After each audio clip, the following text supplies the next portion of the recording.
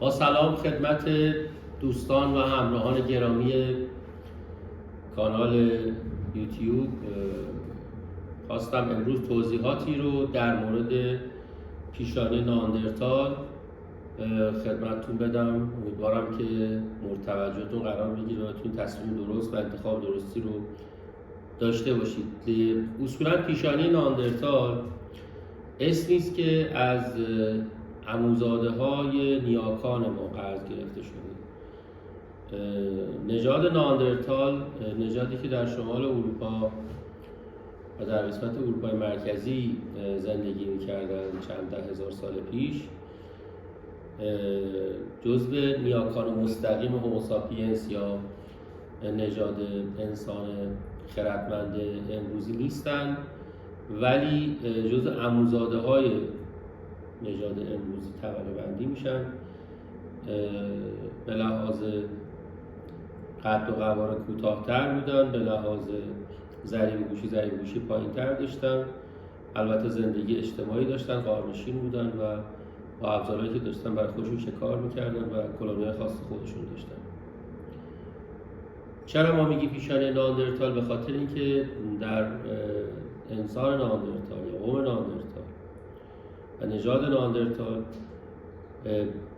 فرم استخوان‌بندی صورت به صورتی بود که پیشانی بسیار برجسته‌ای داشتن، چانه کوتاه و عقب رفته و قسمت تحتانی صورت باز ضعیف‌تر بود یا چانه عقب‌تر بود.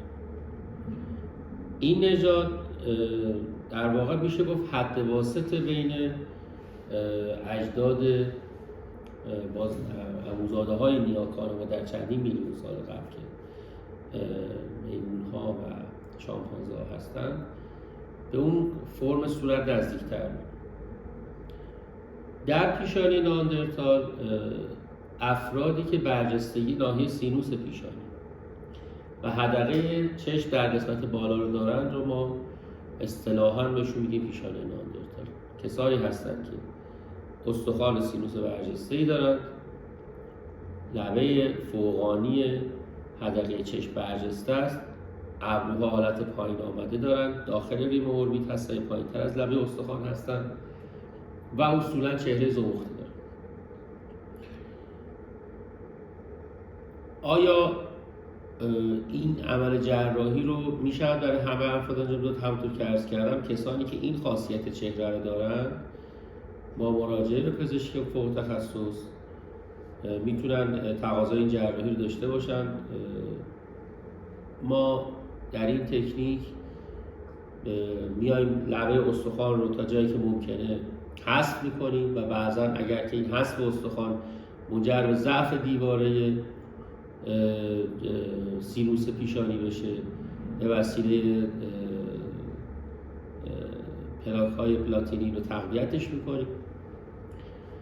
در تکنیک ما به صورت همزمان می شود که لیفت شقیقه هم انجام داد و فقط لیفت پیشانی نیست و حتما از کنار هم یه مقدار کشیده بشه تا بتونه فرم استاندارد و زیباتری به خودش بگیره، خصوصا در خانم‌هایی که متقاضی این جراحی هستند و کاندیدای مناسبی برای این جراحی هستند. باز در کنار این جراحی که معمولا توسط یک برش داخل مو انجام میشه، اگر که فرد وضعیت رویش موی مناسبی داشته باشه اما پیشانی بلندی داشته باشه، میشه که پیشانی رو کوتاه‌تر کرد تا اینکه بتونه عرضم به خدمتتون که فرم بهتر و پیشانی ظریف‌تر و کوتاه‌تری داشته باشه. این عمل در اتاق عمل باید انجام بشه، تحت بیهوشی عمومی هست. همونطور که عرض کردم یک شکاف میخوره داخل موها، جای خط بخیه نباید ریزش مو داشته باشه و نداره، خط باید به صورت خط کاملا پنهان داخل مو باشه و اصولا عوارضی در ناحیه